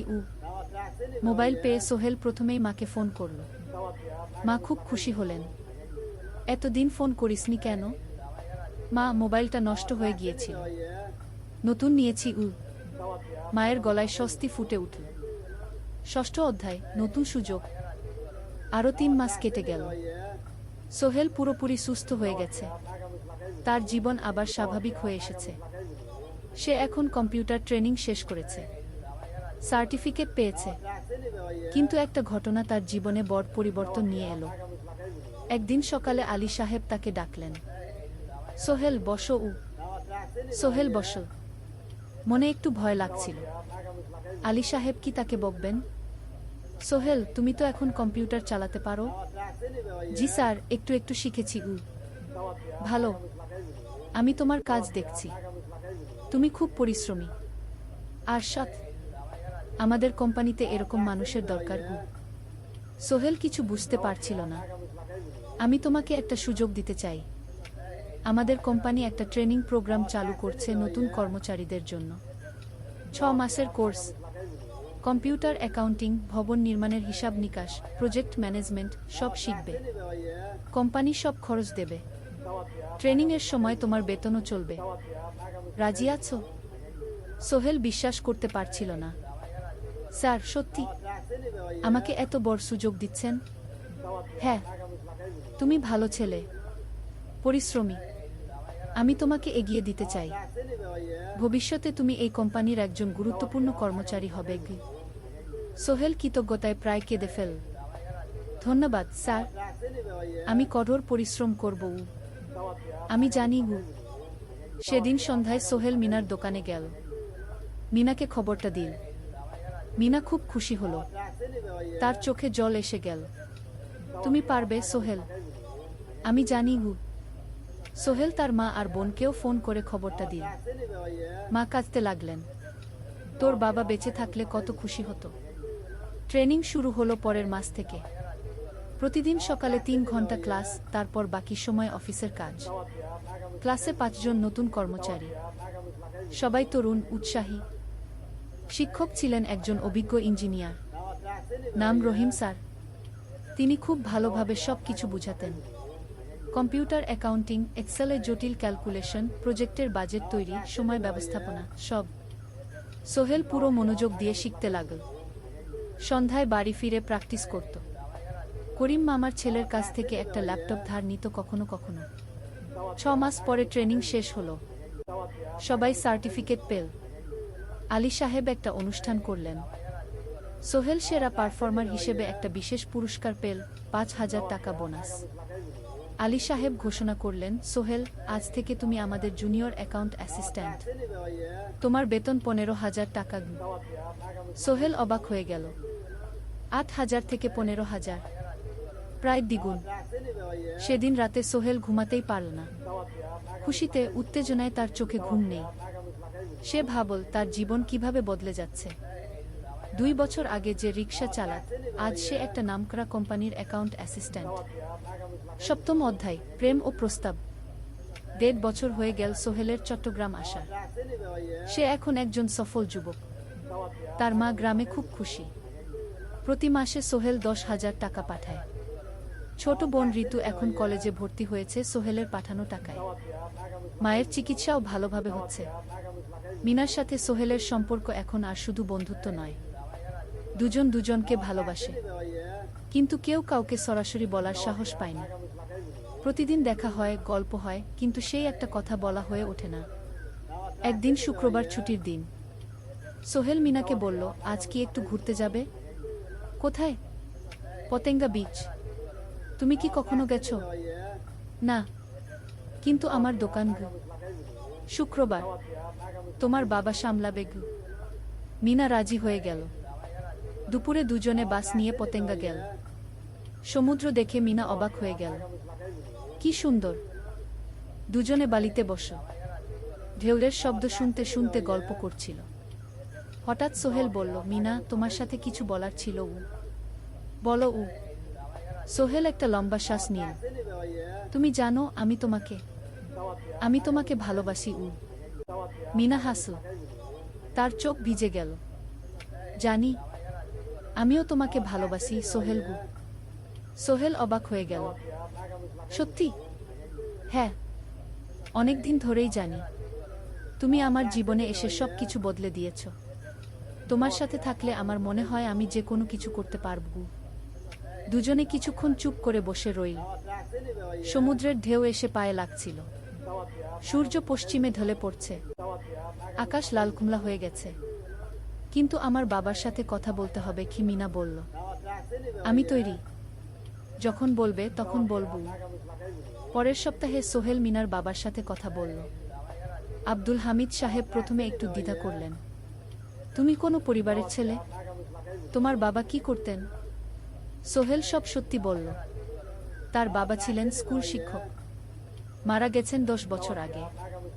মা গ্রামে থাকেন। ছোট বোন কলেজে পড়ে। তুমি নিজে কি করো?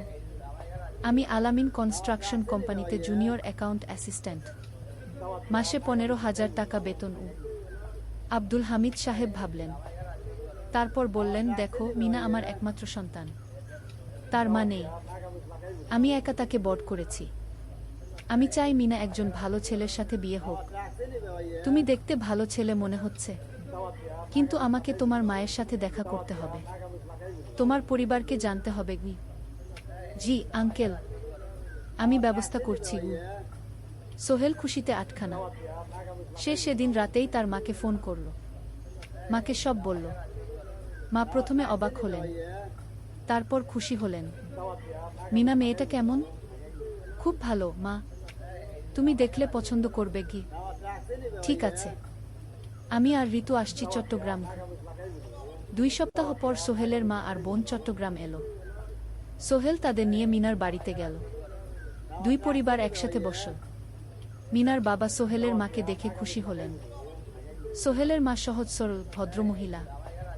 আপনার ছেলে খুব ভালো। মিনা তাকে পছন্দ করে। আমিও রাজি গো। আব্দুল হামিদ সাহেব বললেন। আমার সোহেল সৎ ছেলে। মিনাকে খুব ভালোবাসে। আমি জানি ও মিনাকে সুখে রাখবে কি? সোহেলের মা বললেন। বিয়ের তারিখ ঠিক হলো 3 মাস পর। এই 3 মাসে সোহেল যথেষ্ট টাকা জমাবে। বিয়ে হবে সাদামাটা কিন্তু সুন্দর। 8ম অধ্যায়, নতুন পথ। 3 মাস কেটে গেল দ্রুত। সোহেল প্রতিদিন কঠোর পরিশ্রম করছিল। অফিসে তার কাজের প্রশংসা হচ্ছে। আলী সাহেব তাকে এখন ছোটখাটো প্রজেক্টের হিসাব দেখতে দিচ্ছেন। সোহেল তার সঞ্চিত টাকা দিয়ে বিয়ের আয়োজন করল। বিয়ে হলো মিনার বাড়ির কাছের একটা কমিউনিটি সেন্টারে। খুব বেশি লোক আসেনি। 2 পরিবারের আত্মীয় স্বজন আর অফিসের কয়েকজন সহকর্মী। কিন্তু অনুষ্ঠান ছিল খুব সুন্দর। সোহেল যখন মিনাকে বিয়ের পোশাকে দেখল, তার মনে হলো পৃথিবীর সবচেয়ে সুন্দর মেয়ে সে। লাল শাড়ি পরা, মুখে হালকা মেকআপ, কিন্তু তার স্বাভাবিক সৌন্দর্য ছিল আসল। বিয়ের পর সোহেল একটা ছোট্ট ফ্ল্যাট ভাড়া নিল। 2 রুমের ফ্ল্যাট, মাসে ভাড়া 5,000 টাকা। মিনা এখনও তার পড়াশোনা চালিয়ে যাচ্ছে। আরও 1 বছর বাকি গ্রাজুয়েশন শেষ হতে। সোহেলের মা আর বোন গ্রামে ফিরে গেল। মা বলে গেলেন, সোহেল, মিনাকে ভালো রাখিস। মেয়েরা অনেক ত্যাগ করে সংসার করতে গু। জানি মা গু। নতুন জীবন শুরু হলো। সোহেল সকালে অফিসে যায়, সন্ধ্যায় ফেরে। মিনা সকালে কলেজে যায়, দুপুরে ফিরে রান্না করে, ঘর গোছায়। সন্ধ্যায় দুজনে একসাথে বসে পড়াশোনা করে, গল্প করে, টিভি দেখে। জীবন সুন্দর ছিল, কিন্তু চ্যালেঞ্জও ছিল। মাসিক খরচ, ভাড়া 5,000, বাজার 3,000, বিদ্যুৎ গ্যাস 1,000, মায়ের জন্য 5,000, মিনার কলেজের খরচ 1,200। মোট প্রায় 14,000 টাকা। বাঁচত মাত্র 1,000 খানিক। কিন্তু সোহেল হাল ছাড়ল না। সে সন্ধ্যায় একটা কম্পিউটার ট্রেনিং সেন্টারে পার্ট টাইম পড়ানো শুরু করল। সপ্তাহে 3 দিন 2 ঘন্টা করে। এতে মাসে আরও 3,000 টাকা আসতে লাগল। মিনাও বসে থাকল না। সে বাড়িতে বসে কয়েকজন স্কুলের ছাত্রছাত্রীকে টিউশন পড়াতে শুরু করল। মাসে 2,000 টাকা আয়। এভাবে কেটে গেল 6 মাস। দুজন মিলে পরিবার চালাচ্ছে, স্বপ্ন দেখছে। একদিন সোহেল বলল, মিনা, আমি একটা নতুন স্বপ্ন দেখছি গু। কি? আমি নিজে একটা ছোট্ট কনস্ট্রাকশন কোম্পানি খুলতে চাই। ছোট ছোট প্রজেক্ট নেব, বাড়ি মেরামত, ছোট বিল্ডিং বানানো, এসব। তোমার কি যথেষ্ট অভিজ্ঞতা আছে? আছে। আমি 2 বছর ধরে এই কাজের সাথে জড়িত। অনেক কিছু শিখেছি। আর আলী সাহেবও আমাকে সাহায্য করবেন। কিন্তু টাকা কোথায়? কোম্পানি খুলতে তো অনেক টাকা লাগবে কি। আমি জমাচ্ছি। আরও 1 বছর কাজ করব, তারপর চেষ্টা করব। মিনা তাকে সমর্থন দিল। তুমি পারবে। তোমার মধ্যে সেই শক্তি আছে কি। নবম অধ্যায়, চ্যালেঞ্জের সময়। কিন্তু ভাগ্য সবসময় অনুকূলে থাকে না। সোহেল যখন স্বপ্ন দেখছিল নিজের কোম্পানি খোলার, তখনই একটা বড় সমস্যা এলো। আলী সাহেবের কোম্পানি একটা বড় প্রজেক্ট পেয়েছিল, একটা 10তলা বিল্ডিং বানানোর কাজ। কিন্তু প্রজেক্টের প্রধান ইনভেস্টর হঠাৎ পালিয়ে গেল। তিনি কোম্পানির কাছ থেকে প্রায় 50 লাখ টাকা নিয়ে গেছেন, কিন্তু কাজ শেষ হয়নি। কোম্পানি বড় ক্ষতির মুখে পড়ল। আলী সাহেব অনেক কর্মচারীকে ছাঁটাই করতে বাধ্য হলেন। প্রায় 10 জনকে চাকরি থেকে বাদ দিলেন। বাকিদের বেতন কমাতে হলো। সোহেলকে আলী সাহেব ডেকে বললেন, সোহেল, আমি তোমাকে রাখতে চাই। তুমি বিশ্বস্ত কর্মচারী, কিন্তু তোমার বেতন কমাতে হবে 15,000 থেকে 10,000। সোহেল মনে মনে চিন্তায় পড়ে গেল। 10,000 টাকায় সংসার চলবে কিভাবে? মায়ের খরচ, ভাড়া, বাজার সব মিলিয়ে তো 14,000 টাকা লাগে। কিন্তু সে কিছু বলল না। ঠিক আছে স্যার। বাড়ি ফিরে সোহেল মিনাকে সব বলল। মিনা চিন্তিত হয়ে গেল। এখন কি হবে? চিন্তা করো না, আমি পার্ট টাইম টিউশনির সময় বাড়াব। আর তুমিও বেশি করে টিউশন নাও। কিন্তু আমার তো পড়াশোনাও আছে গি। জানি, কিন্তু এখন এটাই করতে হবে গু। সোহেল সন্ধ্যায় আরও 2টো জায়গায় পার্ট টাইম কাজ খুঁজল। একটা দোকানের সন্ধ্যায় হিসাব দেখার কাজ পেল, মাসে 2,000 টাকা। আরেকটা জায়গায় সপ্তাহান্তে কম্পিউটার রিপেয়ারের কাজ পেল, মাসে 1,500 টাকা। মিনাও 3 জন নতুন স্টুডেন্ট নীল টিউশনে। তার আয় বাড়ল 2,000 থেকে 3,500-এ। কঠিন সময় ছিল। সোহেল সকাল 8টায় অফিসে যেত, সন্ধ্যা 6টায় ফিরত। তারপর একটু বিশ্রাম নিয়ে 7:30টায় বের হতো পার্ট টাইম কাজে। রাত 10টায় বাড়ি ফিরত। রবি সোমবার কম্পিউটার রিপেয়ারের কাজ। মিনাও সকালে কলেজে যেত, দুপুরে ফিরে রান্না করত, তারপর বিকেলে টিউশন পড়াত। রাতে খাওয়া দাওয়ার পর পড়াশোনা করত। দুজনেরই শরীর খারাপ হতে শুরু করল। সোহেল একদিন অফিসে অজ্ঞান হয়ে পড়ে গেল। ডাক্তার দেখাতে নিয়ে গেল। ডাক্তার বলল, অতিরিক্ত পরিশ্রম, শরীরে পুষ্টির অভাব, ঠিকমতো খাচ্ছেন না মনে হচ্ছে গি। সত্যি কথা, খরচ বাঁচাতে সোহেল আর মিনা অনেক সময় কম খেত। মাংস মাছ কিনত সপ্তাহে 1 দিন, বাকি সময় শাকসবজি, ডাল। মিনা সোহেলকে বলল, আর নয় সোহেল, তুমি এভাবে নিজেকে শেষ করে ফেলছ। আমার পড়াশোনা বন্ধ করে দিই, আমি ফুল টাইম চাকরি করি কি।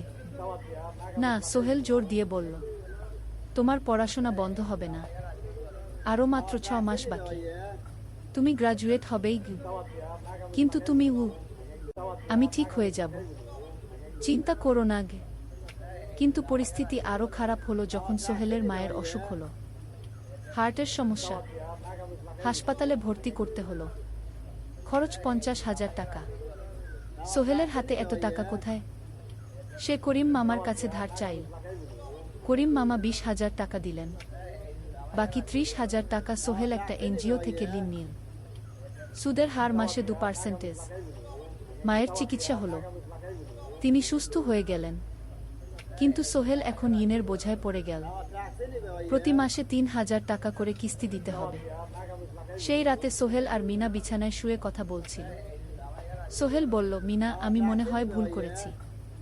শহরে এসে বিয়ে করে তোমাকে কষ্টে ফেলেছি গু। মিনা তার হাত ধরল। না সোহেল, তুমি ভুল করনি। জীবনে এরকম খারাপ সময় আসে, কিন্তু এটা কাটিয়ে ওঠাই হলো আসল শক্তি। আমরা একসাথে আছি, একসাথে থাকব, সবকিছু ঠিক হয়ে যাবে। মিনার কথায় সোহেল একটু সাহস পেল। হ্যাঁ, হাল ছাড়া যাবে না। 10ম অধ্যায়, আলোর দিকে। 3 মাস পরে পরিস্থিতি একটু ভালো হতে শুরু করল। আলী সাহেবের কোম্পানি একটা নতুন প্রজেক্ট পেল, একটা স্কুল বিল্ডিং বানানোর কাজ। কোম্পানি আবার স্থিতিশীল হতে শুরু করল। আলী সাহেব সোহেলকে ডেকে বললেন, সোহেল, আমি তোমার কঠোর পরিশ্রম দেখেছি। খারাপ সময়েও তুমি কোম্পানি ছেড়ে যাওনি। আমি কৃতজ্ঞ। আজ থেকে তোমার বেতন আবার 15,000 টাকা। সোহেল খুশি হয়ে গেল। ধন্যবাদ স্যার। মিনাও গ্রাজুয়েশন শেষ করল, ভালো ফলাফল করল। সে এখন চাকরি খুঁজছে। একদিন মিনা একটা প্রাইভেট স্কুলে শিক্ষিকার ইন্টারভিউ দিতে গেল। ইন্টারভিউ ভালো হলো, তাকে নিয়োগ দেওয়া হলো। বেতন 12,000 টাকা। সেদিন সন্ধ্যায় দুজনে মিলে একটা ছোট্ট পার্টি করল। একটা বিরিয়ানি কিনো, কোমল পানীয় কিনো, দুজনে মিলে খেল। আমরা পেরেছি, সোহেল মিনা বলল। হ্যাঁ, আমরা পেরেছি গু। এখন দুজনের মিলিয়ে আয় 27,000 টাকা। খরচ চালানোর পর প্রায় 10,000 টাকা বাঁচে। সোহেল এই টাকা দিয়ে লোন শোধ করতে শুরু করল। পার্ট টাইম কাজগুলো ছেড়ে দিল, শরীরের যত্ন নেওয়া শুরু করল। আরও 6 মাস পরে সোহেলের কাছে একটা বড় সুযোগ এলো। আলী সাহেব একদিন তাকে ডাকলেন। সোহেল, তুমি কি নিজের ব্যবসা করতে চাও? স্যার, আমি তোমাকে একটা ছোট্ট প্রজেক্ট দিতে চাই, একটা 3 তলা বিল্ডিংয়ের কনস্ট্রাকশন। তুমি ম্যানেজ করবে, আমি শুধু সুপারভাইজ করব। লাভের 50% তোমার গু। সোহেল ভাবল, এটা একটা বড় সুযোগ, কিন্তু ঝুঁকিও আছে। যদি কাজটা ভালোভাবে না হয়? স্যার, আমি চেষ্টা করব, কিন্তু যদি ভুল হয়? ভুল হবে না, আমি তোমার উপর বিশ্বাস রাখছি, তুমি পারবে গু। সোহেল রাজি হয়ে গেল। এই প্রজেক্ট তার জীবনে টার্নিং পয়েন্ট হতে পারে। একাদশ অধ্যায়, স্বপ্ন পূরণের পথে। পরের 6 মাস সোহেল খুব কঠোর পরিশ্রম করল। প্রজেক্টটা ম্যানেজ করা সহজ ছিল না। শ্রমিক নিয়োগ, ম্যাটেরিয়াল কেনা, কাজের তদারকি, সময়মতো কাজ শেষ করা, সব দায়িত্ব তার। প্রথম 2 মাস খুব চাপের মধ্যে গেল। একদিন একজন শ্রমিক কাজ করতে গিয়ে আহত হল। সোহেল তাকে হাসপাতালে নিয়ে গেল, তার চিকিৎসার খরচ দিল। এতে প্রজেক্টের বাজেট একটু বাড়ল, কিন্তু সোহেল জানত এটা করা দরকার। আরেকদিন ভুল ম্যাটেরিয়াল ডেলিভারি হলো। সোহেল সেগুলো ফেরত পাঠাল, সঠিক জিনিস আনাল। এতে 3 দিন দেরি হলো, কিন্তু কাজের মান ঠিক রইল। মিনা তাকে সবসময় সাপোর্ট করছিল। সে এখন চাকরিতে স্থিতিশীল। স্কুলের বাচ্চারা তাকে পছন্দ করে। প্রিন্সিপাল তার কাজে খুশি। প্রজেক্ট শেষ হলো 6 মাসে, সময়মতো, বাজেটের মধ্যে। বিল্ডিংয়ের মালিক খুব খুশি হলেন। তিনি আলী সাহেবকে ধন্যবাদ দিলেন। আলী সাহেব বললেন, ধন্যবাদ আমাকে না, এই ছেলেকে দিন। সোহেল পুরো প্রজেক্ট ম্যানেজ করেছে গু। প্রজেক্ট থেকে মোট লাভ হলো 3 লাখ টাকা। সোহেল পেল 1.5 লাখ টাকা। তার জীবনে এত টাকা এই প্রথম। সে করিম মামার ঋণ শোধ করল, এনজিওর বাকি ঋণ শোধ করল। তারপর তার মাকে 50,000 টাকা পাঠাল। মা দিয়ে গ্রামের বাড়িটা একটু মেরামত করাল, বোন ঋতুর জন্য একটা ল্যাপটপ কিনা। বাকি টাকা দিয়ে সোহেল একটা ব্যাংক অ্যাকাউন্টে জমা রাখল, ভবিষ্যতের জন্য। আলী সাহেব সোহেলকে আরও 2টো প্রজেক্ট দিলেন, এবার একটু বড়। সোহেল আত্মবিশ্বাসের সাথে সেগুলোও শেষ করল। 2 বছর পরে সোহেল সিদ্ধান্ত নিল, এবার নিজের কোম্পানি খোলার সময় এসেছে। দ্বাদশ অধ্যায়, নতুন শুরু। সোহেল তার সব জমানো টাকা দিয়ে একটা ছোট্ট অফিস ভাড়া নিল। 2 রুমের অফিস, একটা রুমে কাজের জায়গা, আরেকটায় ছোট্ট মিটিং রুম। অফিসের সামনে একটা বোর্ড লাগাল, Sohel construction and development. Mina তাকে সাহায্য করছিল। সে অফিসের অ্যাকাউন্টস দেখত সন্ধ্যায় স্কুল থেকে ফিরে। দুজন মিলে একটা টিম। প্রথমে ছোট ছোট কাজ নিল, বাড়ি মেরামত, দোকান সংস্কার, ছোট বিল্ডিং কনস্ট্রাকশন। কাজের মান ভালো রাখার চেষ্টা করল, সময়মতো শেষ করল, দাম ন্যায্য রাখল। ধীরে ধীরে সোহেলের সুনাম ছড়িয়ে পড়ল। মানুষ তাকে বিশ্বাস করত। তার কাছে নতুন নতুন কাজ আসতে লাগল। প্রথম বছর খুব কষ্ট হলো, কখনো লাভ হতো, কখনো লস। কিন্তু সোহেল থেমে থাকল না।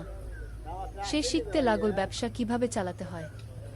দ্বিতীয় বছরে পরিস্থিতি ভালো হলো। সোহেল এখন 3 জন স্থায়ী কর্মচারী নিয়োগ দিল। একজন ইঞ্জিনিয়ার, একজন সুপারভাইজার, একজন অফিস সহায়ক। তৃতীয় বছরে একটা বড় প্রজেক্ট পেল, একটা স্কুল বিল্ডিং বানানোর কাজ। 5 তলা বিল্ডিং। সোহেল পুরো মনোযোগ দিয়ে কাজটা করল। শ্রমিকদের ভালো বেতন দিল, ভালো ম্যাটেরিয়াল ব্যবহার করল, সময়মতো কাজ শেষ করল। স্কুল কর্তৃপক্ষ খুব খুশি হল। তারা সোহেলের কাজের প্রশংসা করল। এই প্রজেক্ট থেকে সোহেল প্রায় 5 লাখ টাকা লাভ করল। এই টাকা দিয়ে সে আরও ভালো একটা অফিস নিল, আরও কর্মচারী নিয়োগ দিল। এখন তার কোম্পানিতে 10 জন স্থায়ী কর্মচারী। প্রজেক্ট অনুযায়ী আরও শ্রমিক নিয়োগ দেওয়া হয়। ত্রয়োদশ অধ্যায়, পরিবার। এদিকে সোহেল আর মিনার সংসারেও খুশির খবর এলো। মিনা গর্ভবতী। 9 মাস পর তাদের একটা মেয়ে হলো। নাম রাখল সারা। সারা যখন জন্মাল, সোহেলের মা আর বোন চট্টগ্রামে এলো। মা 1 মাস থেকে গেলেন। মিনাকে সাহায্য করলেন। সোহেল এখন একটা বড় ফ্ল্যাট ভাড়া নিয়েছে। 3 রুমের ফ্ল্যাট। একটা রুমে সোহেল, মিনা, একটায় সারা, আরেকটায় অতিথি রুম। মায়ের জন্য সোহেল সিদ্ধান্ত নিল তাকে চট্টগ্রামে নিয়ে আসবে। গ্রামে একা থাকা ঠিক না। কিন্তু মা রাজি হলেন না। না বাবা, আমি গ্রামেই থাকব। এখানে আমার পরিচিত মানুষ আছে। তোর বোনকে নিয়ে যা। ও ঢাকায় পড়ছে, চট্টগ্রামে এনে ভালো কোথাও ভর্তি করিয়ে দেখি। সোহেল তাই করল। ঋতুকে চট্টগ্রাম বিশ্ববিদ্যালয়ে ভর্তি করিয়ে দিল। ঋতু এখন সোহেলের ফ্ল্যাটে থাকে, বিশ্ববিদ্যালয়ে পড়ে। সোহেলের মনে হলো তার জীবন এখন পরিপূর্ণ। স্ত্রী, মেয়ে, বোন সবাই তার কাছে। ব্যবসা ভালো চলছে। মা গ্রামে সুখে আছেন। চতুর্দশ অধ্যায়, সফলতার শিখরে। 5 বছর কেটে গেল। সোহেল এখন একজন সফল উদ্যোক্তা। তার কোম্পানি কি সোহেল কনস্ট্রাকশন অ্যান্ড ডেভেলপমেন্ট এখন চট্টগ্রামে বেশ পরিচিত। প্রায় 30 জন কর্মচারী তার অধীনে কাজ করে। সোহেল এখন শুধু ছোট প্রজেক্ট করে না, বড় বড় প্রজেক্টও করে। একটা 8 তলা বিজনেস কমপ্লেক্স বানানোর কাজ পেয়েছে। একটা হাসপাতাল বিল্ডিং বানাচ্ছে। মিনা এখনো স্কুলে পড়ায়। সে এখন ভাইস প্রিন্সিপাল। সাথে সোহেলের কোম্পানির অ্যাকাউন্টস ম্যানেজার। দুজন মিলে ব্যবসা চালা। সারা এখন 4 বছরের। স্কুলে ভর্তি হয়েছে। খুব চালাক মেয়ে। ঋতু বিশ্ববিদ্যালয় থেকে গ্রাজুয়েট হয়ে একটা ব্যাংকে চাকরি পেয়েছে। একদিন আলী সাহেব